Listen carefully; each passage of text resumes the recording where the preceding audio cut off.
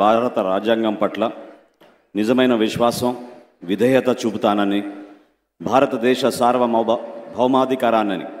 సమగ్రతను కాపాడుతానని, ఆంధ్రప్రదేశ్ రాష్ట్ర మంత్రిగా నా కర్తవ్యాలను శ్రద్ధతో అంతఃకరణ శుద్ధితో నిర్వహిస్తానని, భయం కానీ పక్షపాతం కానీ రాగద్వేషాలు కానీ లేకుండా రాజ్యాంగాన్ని శాసనాలను అనుసరించి ప్రజలందరికీ న్యాయం చేకూరుస్తానని దైవసాక్షిగా ప్రమాణం చేస్తున్నాను.